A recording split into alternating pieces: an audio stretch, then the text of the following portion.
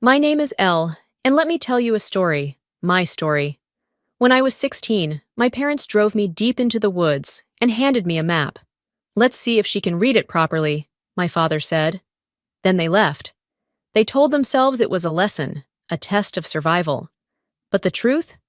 They wanted to see how long it would take before I broke. I never went back.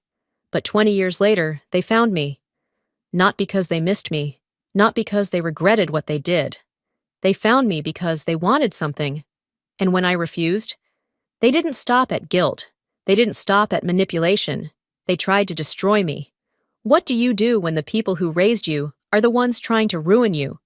And more importantly, how do you fight back? The words on the screen felt like a slap. How a wealthy lawyer abandoned her parents to die. I could feel the blood drain from my face. My heartbeat pounded in my ears, louder than the hum of my office AC, louder than the muffled sounds of the city outside my window. The article was already trending. Thousands of shares. Comments piling up. People I'd never met condemning me, calling me heartless, selfish, a disgrace to my family. How can someone do this to their own parents? No amount of money can replace a child's duty. She should be ashamed. If my daughter ever did this to me, I'd rather be dead. I scrolled down, my hands trembling. There were even screenshots from old family photos, grainy and overexposed, dug up from my mother's social media. Captions painted a twisted narrative. She was such a sweet girl, until she forgot where she came from. I exhaled shakily, pressing my fingertips against my temple. This wasn't just a post. This was a calculated attack. And it wasn't just words. My parents had always known how to play the long game, how to pull at the right strings, how to make the world see them as the victims. My phone vibrated. A message from Fiona, my assistant. Fiona, we have a problem. The board wants to meet. The article is spreading. I swiped away the notification, forcing down the lump in my throat. They weren't just coming for my name. They were coming for my career. I stood, pacing to the window. Houston stretched out beneath me, glass towers gleaming under the late afternoon sun. It had taken me 2 decades to get here. Years of clawing my way up, of working twice as hard as everyone else, of proving over and over again that I was worth something. And now, with one post, they were trying to tear it all down. I grabbed my phone and did the one thing I swore I'd never do again. I called my mother. The phone barely rang before she picked up. "Oh, sweetheart!" Maris's voice was syrupy sweet, dripping with artificial warmth. "We were wondering when you'd call. You know, your father and I have been worried sick." I clenched my jaw. "Take it down." She let out a soft, pitiful sigh. "Take what down, darling?" "You know what?" My grip tightened around my phone. "The post, the article, all of it." A pause. Then, a quiet hum. "Oh, Elle. You know, if you'd just called us sooner, none of this would have been necessary." My stomach twisted. Necessary? Another pause. This time, the silence stretched. Then, a deeper voice cut in. My father. "You think you can just erase us?" Luther's voice was rough, edged with something cold and familiar. "You think we'd sit here and take it while you pretend we never existed?" "You disappeared for 20 years, I snapped. "You left me." "We raised you." His voice hardened. "We gave you everything. And now, when we need help, you turn your back on us?" I let out a humorless laugh. "You abandoned me at 16, and now you think you can guilt me into paying your bills?" "You watch your mouth," he growled. "Or what?" I shot back. "You'll lie some more? You'll destroy everything I built?" "Elle, sweetheart," Maris cooed, her voice dipping into something softer, more manipulative. "This doesn't have to be ugly. We just need a little help, a little generosity." I knew that tone. It was the same voice she used when she wanted something, when she convinced people to give her the benefit of the doubt, when she twisted reality just enough to make herself look like the victim. "You mean money," I said flatly. A beat of silence. Then, my father's voice, sharp as a knife. "You owe us, Eleanor." A cold fury coiled in my chest. I let out a slow breath, pressing my free hand against my desk to steady myself. I don't owe you a goddamn thing. Maris let out a small, wounded noise. Oh, honey, you don't mean that. I do. I swallowed, forcing steel into my voice. Take it down, or I'll make you wish you had. A long silence. Then, a quiet chuckle. Luther. You think you're untouchable, he murmured. We'll see about that. The line went dead. I lowered the phone slowly, my fingers still gripping it tightly. They weren't backing down, and I knew exactly what that meant. This was only the beginning. The storm that had once soaked my 16-year-old self in the forest was nothing compared to the one about to hit me now. I stared at my phone, gripping it so tightly, my knuckles turned white. The article wasn't just spreading, it was exploding. Thousands of shares, trending hashtags, influencers picking up the story, turning it into the scandal of the week. How does someone become this heartless? She has millions, and she can't spare a dime for her dying parents? She deserves to lose everything. A notification flashed across my screen. Fiona. L. We just lost a client. They don't want the bad press. I sucked in a sharp breath. This was happening too fast. My office door burst open, and Fiona stormed in, phone clutched in her hand, eyes wide with panic. It's worse than we thought, she said, her voice tight. Your parents? What now? They're calling your board members. I felt my stomach drop. They're telling them you financially exploited them, Fiona continued, that you cut them off after they paid for your entire education. Some of the board members are concerned. Concerned. That was corporate speak for getting ready to cut ties.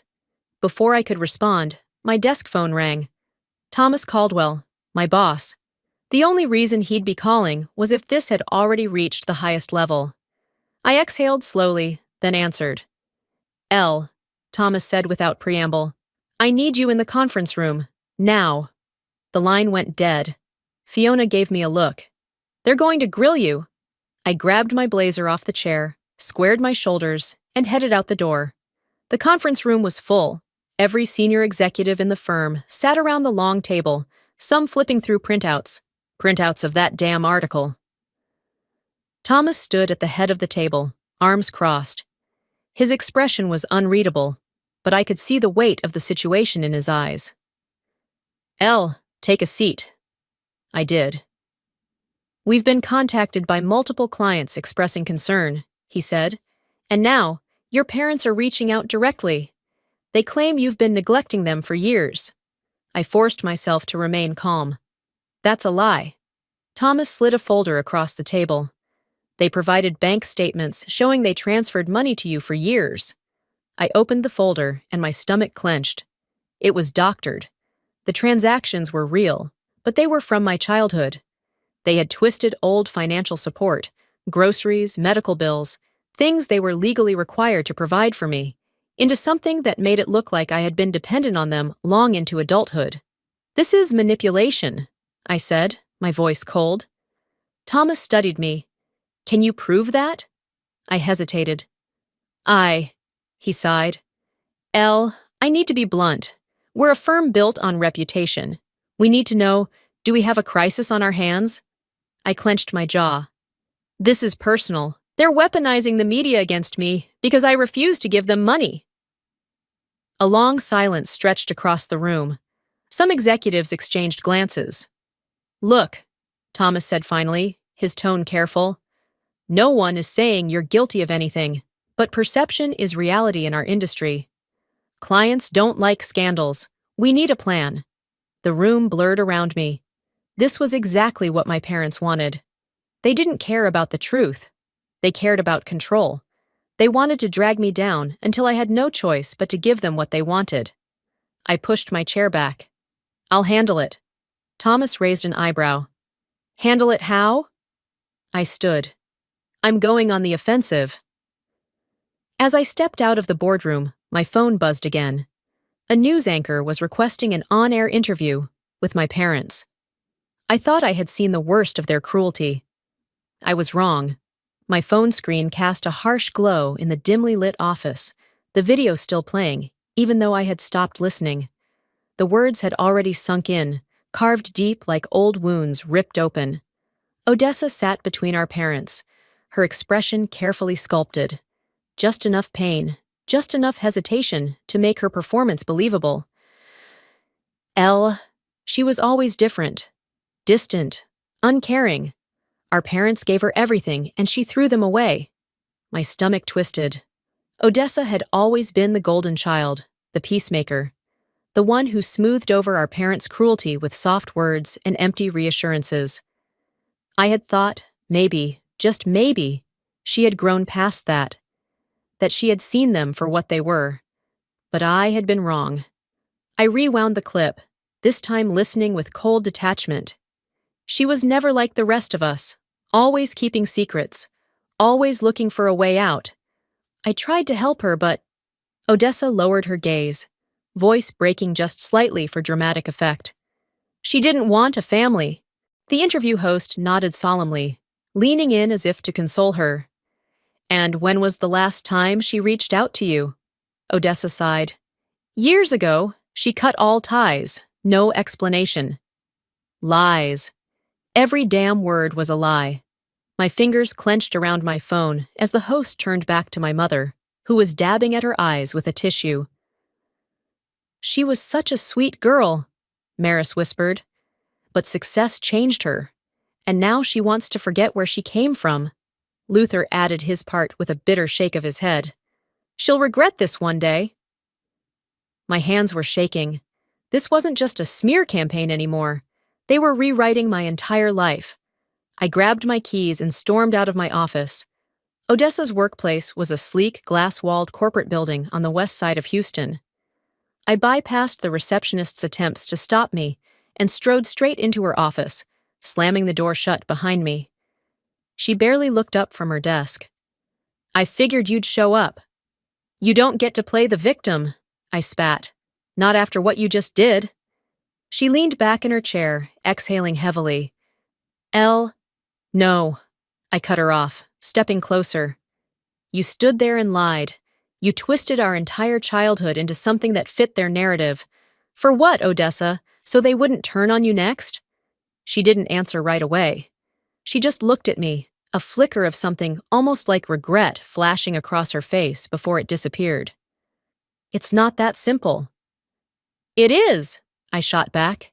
You made your choice. She stood, folding her arms. What was I supposed to do? Let them rot? They deserve to rot, I nearly shouted, my voice cracking. After everything they did, after they abandoned me, and you stood there and let them rewrite history. Odessa's jaw tightened. You could have stopped all of this. You could have just given them the money. I let out a sharp, humorless laugh. So that's what this is about? A payday? She flinched. They're our parents. No, I whispered, shaking my head.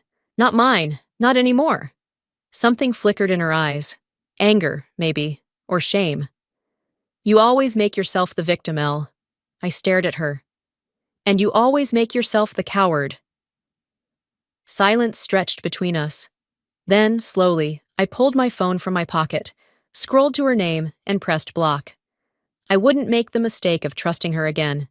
If my own sister could turn against me, then what was coming next would be worse. I stared at the screen, my pulse pounding. The medical report was crisp, official-looking. If I didn't know better, even I might have believed it. My parents had fabricated everything, a perfectly crafted lie. The report claimed my father was suffering from late-stage heart disease, my mother from a degenerative neurological disorder. Both were supposedly too ill to work, dependent on the kindness of strangers to survive. And of course, the daughter who abandoned them. A fresh wave of outrage flooded social media. More headlines, more accusations. How can she sleep at night knowing her own parents are dying? Millions in the bank, but not a dime for the people who raised her. Eleanor Holloway should be ashamed.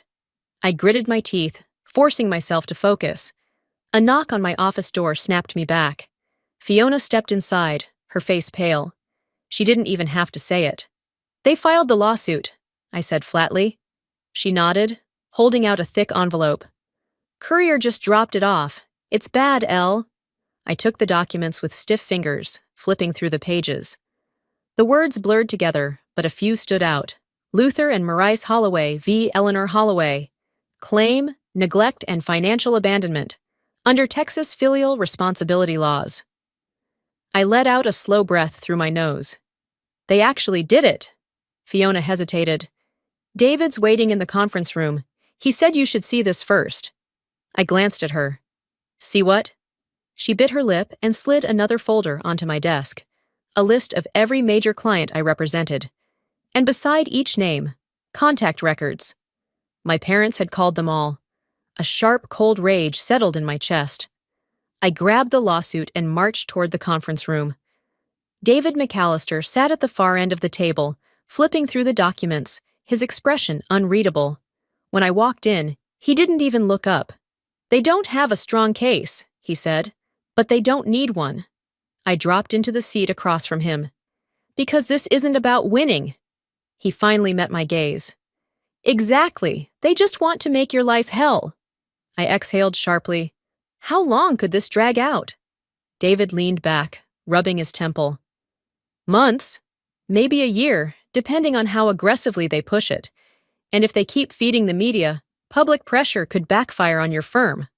I clenched my jaw. So, what's our move? David sighed.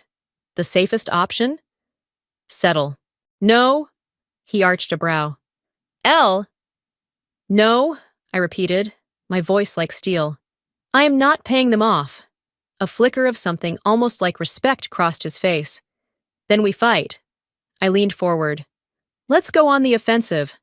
Hours later, my statement hit the internet. Families don't sue their children out of love. It was short, controlled, but the reaction was immediate. Some people saw through the act, others doubled down on the outrage. But one thing was clear. I wasn't staying silent. Then, just as I thought I could breathe, a new headline surfaced. Medical documents reveal Eleanor Holloway's parents are terminally ill, and she still refuses to help. I stared at the report on my screen, knowing this just got a lot worse. They weren't just coming after my money. They were coming after my reputation, my life, everything. I scrolled through the medical report again, my fingers gripping the edge of my desk. Every word was a lie. Every diagnosis, every fabricated symptom, crafted to paint me as a monster. A fresh wave of rage burned through me. The media had swallowed it whole. News anchors discussed my supposed cruelty with the same feigned concern they reserved for celebrity scandals. Articles painted my parents as frail, helpless victims, and I was the heartless daughter who had abandoned them. I clenched my jaw as my phone buzzed. David. I answered without hesitation. Tell me you have good news. His sigh was heavy. It's fake, but proving it will take time. They used a real doctor's credentials, someone who died 3 years ago. The hospital already confirmed they never treated your parents, but getting that into the public record won't be simple. I gritted my teeth. So, what are our options? Option 1. Wait it out, let them keep spinning the story while we build a case, David said. Option 2. File an immediate legal notice against every news outlet that ran the report. Do it, I said without hesitation. All of them. David paused. Elle, once we do this, there's no turning back. This isn't just about clearing your name, it's war. I tightened my grip on the phone. It already was. I dialed Odessa. She picked up on the second ring. Elle, she said, her voice tight. I was going to call you. Did you know about this? I snapped. A pause. Then a sigh. They told me they were struggling. I didn't ask questions. You didn't ask questions? My voice rose. They faked medical records, Odessa. Do you even understand how serious this is? Another pause. Then, quietly, you could just settle, you know? A bitter laugh escaped me. So that's your answer? Let them get away with it? You could make this all go away, she insisted. It's just money, Elle. You have plenty. I clenched my jaw so hard it ached. It's not about the money. It's about the fact that they will never stop. You know that. Silence. When she finally spoke, her voice was softer. Maybe your version isn't the truth. I felt the final thread snap. Goodbye, Odessa. I hung up. 16 years ago, I stood outside the kitchen, listening. She's too soft, my father muttered. She needs to learn, Maris replied, or the world will eat her alive. I clenched my fists. I had thought, hoped, that I had misread them, that this was a mistake, that they didn't actually mean to abandon me. But the way they talked about me, like I was some kind of failed experiment, they enjoyed watching me struggle. I wasn't their daughter, I was their entertainment. I stared at my reflection in the office window, the city lights flickering behind me. I had spent years pretending they were ghosts of my past. But ghosts didn't sue you. Ghosts didn't rewrite history. I grabbed my phone and drafted the statement. Families don't sue their children out of love. I hit send. And just like that, the first shot had been fired. If they wouldn't stop, then neither would I. I had spent years letting them control the narrative, years pretending their absence didn't matter, that the scars they left weren't still raw beneath the surface. But this was different. This was an all-out attack. And I was done playing defense. I paced my office, my fingers clenched around my phone. David had been clear. Be careful, Elle. If you push too hard, they might retaliate. I had laughed then. Retaliate? I had repeated. What else can they do? Now, staring at the endless stream of headlines, I realized just how much worse it could get. Eleanor Holloway faces backlash after cold statement to ailing parents. We raised her, now she treats us like strangers. Daughter disowns family, but why? Comment sections burned with judgment. Strangers dissected my life as if they knew me, as if they had the right. She's disgusting. Money really does change people. She could fix all of this with one check. How heartless do you have to be? If my child abandoned me like that, I'd rather be dead. I forced my breathing to steady. This was what they wanted. To break me down. A sharp knock on my door made me jolt. Fiona poked her head in, her face pale. Ella, she whispered. They're downstairs. My stomach turned. Who? She swallowed. Your parents? With reporters? For a second, I didn't move. Then, without another word, I grabbed my blazer and stormed toward the elevators. The moment I stepped outside, the flash of cameras blinded me. Reporters shouted over each other. Eleanor, do you have anything to say? How do you feel about your parents' health crisis? Is it true you've refused to speak to them? I ignored them, my eyes locking on the real spectacle. My mother, standing near the curb, dabbing at her dry eyes with a tissue. My father beside her, his mouth set in a grim line. They looked exactly like what they wanted the world to see, the poor, abandoned parents of a selfish daughter. I clenched my jaw and stepped forward. What the hell do you think you're doing? Maris gasped theatrically. Elle, darling, she said, her voice trembling just enough to sound believable. We just wanted to see you. Here? I hissed. With them? I gestured at the cameras. She shook her head. We had no choice. You won't answer our calls. You've shut us out. You sued me, I snapped. You made up medical records, and now you're showing up at my office, harassing my employees? Luther chuckled under his breath, the sound sharp and bitter. You always did have a flair for dramatics. I turned on him. Get out of my way, or I'll have security remove you. A murmur rippled through the reporters. Not the response they expected. Elle, my mother whimpered, reaching for me. Please don't do this. We're family. I stepped back. No, we're not. Gasps, flashbulbs. Maris's face crumpled. How can you say that? You want money? Sue me, I said, my voice cold. You want pity? Find someone else. I turned, nodding toward the security team standing at the entrance. Escort them out. My mother let out a choked sob. Luther sneered. And as the cameras kept rolling, I didn't flinch. I walked back to my office, heart pounding, knowing this fight was far from over. I had just declared war. Now I had to win it. I was ready for retaliation, but I wasn't ready for this. The notification popped up on my phone while I was reviewing case files. My stomach clenched as I saw the words trending across social media. Eleanor Holloway stole from her own parents. Here's the proof. I clicked on the post, my hands shaking. Screenshots, doctored emails, a forged bank statement showing a large sum of money transferred from my parents' account to mine. It was fake, but to the internet, it looked real enough. And then I saw the worst part. Odessa had helped them. There was a statement, her statement, confirming it all. I never wanted to believe it, but my parents showed me the documents. Elle took from them. I don't know why she's acting like the victim. The betrayal burned through my veins. Odessa knew the truth. She knew I had never taken a cent from them. And yet, here she was, twisting the knife deeper.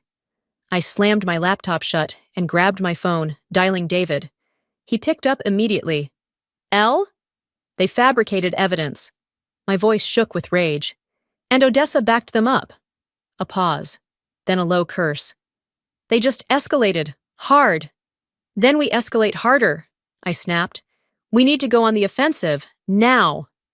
16 years ago, I wasn't supposed to hear them. I had woken up early, the house still quiet, and padded down the hall, only to freeze when I heard my parents talking in the kitchen. She needs to toughen up, Luther was saying. This world will eat her alive if she stays this week. She's fine, Maris replied lazily. She survived, didn't she? Luther let out a chuckle. Barely. She was crying when she came back, like some pathetic little thing. But she'll learn. This is good for her. Maybe next time we push her a little further. I gripped the wall, my breath catching in my throat. They had done it on purpose. I had spent the entire night terrified in the woods, believing, hoping, that it was a mistake. That they would come back. That they would realize they had pushed me too far. But they never had. And now I knew why. They had enjoyed it. I turned and walked away, something breaking inside me. I never looked at them the same way again. Present day, David called me back an hour later. We have something, he said. I gripped my phone. What? A witness. Someone from your past who can expose them. My heart pounded. Who? David hesitated, then said a name I hadn't heard in years. Elle, you're not going to believe this. It's your old teacher, the one who tried to help you. I swallowed hard. Hope flickered in my chest, but I knew my parents wouldn't go down without a fight. If they thought I was done fighting, they were about to learn just how wrong they were. I stepped out of the car, the courthouse looming ahead, its stone facade cold and unmoving, a perfect reflection of what I had become. Cameras flashed like 1,000 tiny explosions, the air thick with the shouts of reporters, their voices overlapping in a chaotic symphony of demand and speculation. Eleanor, do you have anything to say to your parents? Are you really abandoning them while they're sick? How do you feel about today's trial? I didn't flinch. For years, I had been silent, playing their game, following their rules, letting their narratives shape the truth. But today? Today was different. Today, I was done being their victim. David was already at the courthouse steps, his stance casual, but his eyes locked onto mine, sharp as a blade. He didn't need to speak loudly for me to hear him over the noise. Stay steady, he murmured. They're going to play this like it's their last act. I nodded. Let them. I was ready. Inside, the air was thick with tension. My parents sat across the courtroom, their performance already in motion. Maris was draped in a thick wool blanket, her frail hands trembling in her lap. Her lips quivered, her entire body curling inward as though the weight of the world rested on her delicate shoulders. Luther sat beside her, his spine stiff, his jaw locked in the perfect portrait of a grieving, betrayed husband. Pathetic. I kept my face blank as I took my seat, refusing to give them the satisfaction of a reaction. The judge called the court to order, and the battle began. I had waited for them to explain. For days, I had tried to get answers. I had begged, pleaded, demanded. Why did you leave me? Why did you think that was okay? Why wasn't I enough? but they never gave me what I wanted, what I needed, not once. The last time I asked, my father only smirked, his dark eyes filled with something cold, something amused. You survived, didn't you? That's all that matters. My mother didn't even bother looking up from her book. Her voice was as indifferent as ever. You should be thanking us. That was the moment I knew. They were never going to change, and I had to stop waiting for them to. David stood, his voice measured, his arguments razor-sharp as he presented the evidence. Years of fraudulent financial records, fabricated medical claims, false testimonies built on a house of cards, all of it laid bare for the world to see. A hushed murmur spread through the room, reporters scribbling furiously, cameras clicking in rapid succession. My parents' lawyer attempted to interject, but David was relentless. He cut through every weak rebuttal, every attempt to redirect the conversation. Then the witness stepped forward. The room fell silent. I stiffened. Elle, you're not going to believe this, David had told me the night before. It's your old teacher, the one who tried to help you. And now, here she was. Time had aged her, but her eyes still held the same warmth, the same quiet defiance I remembered from when I was a child. She met my parents' gaze with unflinching disgust before turning her attention to the judge. I reported them years ago, she said, her voice steady. I was ignored, but I never forgot. Gasps rippled through the courtroom. Luther's face turned red, his hands clenching into fists. Maris clutched the arms of her wheelchair as though the force of her grip could somehow keep her world from collapsing. It was too late for that. The verdict. When the ruling came, I barely heard the words. The lawsuit was dismissed. My parents were exposed as frauds. I had won. The weight of victory settled over me like an iron cloak, heavier than I had imagined. I should have felt relief, or triumph, or something. But as I watched them being led out of the courtroom, all I felt was nothing. No vindication, no satisfaction, just an empty space where something should have been. I stepped out of the courthouse, inhaling deeply, the cool air burning my lungs.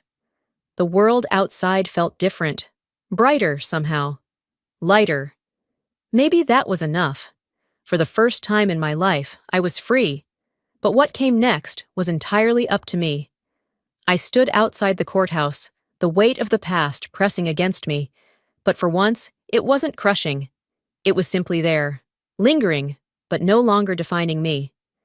The reporters were still shouting, their voices blending into meaningless noise. Elle, do you have anything to say to your parents? Now that the trial is over, will you reconcile? What's next for Eleanor Holloway? I ignored them. David caught up to me, matching my stride as I stepped away from the chaos. It's over, Elle. You won. I nodded, but the word won felt hollow. This wasn't victory. Not in the way they thought. Winning would have meant having a family that actually loved me. Winning would have meant never needing this trial at all. But I had won something else. I had won my freedom. That night, I sat in my apartment, the city lights flickering outside my window. My phone buzzed. Odessa. I stared at the message for a long time. They have nothing left, Elle. Maybe that's enough. Enough? After everything? I exhaled slowly. Maybe Odessa wasn't trying to manipulate me this time. Maybe, in her own broken way, she was just trying to make sense of it all, just like I was. But it didn't matter. I pressed delete and set my phone down.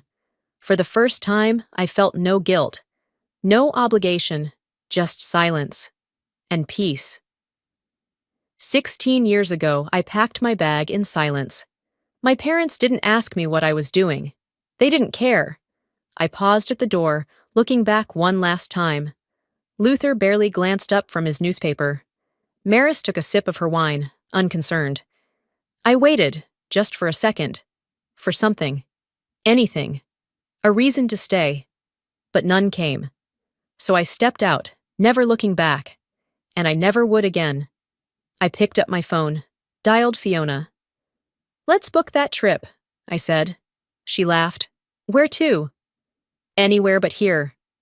For the first time in years, I was thinking about myself. I was finally free. Elle stepped out into the sunlight, leaving her past behind. Before we end this story, I want to leave you with something to think about. For years, I carried the weight of a past I never asked for. I let guilt, obligation, and the fear of being seen as ungrateful dictate my choices. But here's what I've learned. Family isn't about blood. It's about who truly stands by you. Sometimes the people who should love us the most are the ones who hurt us the deepest. And when that happens, you have two choices. Let it define you or let it go. Walking away doesn't make you weak. It makes you strong. Setting boundaries isn't cruel. It's survival. And choosing yourself after years of being told you don't matter? That's liberation. So if you've ever been made to feel guilty for choosing peace over toxicity, let me tell you this. You don't owe anyone your suffering just because they share your DNA. You deserve to be free.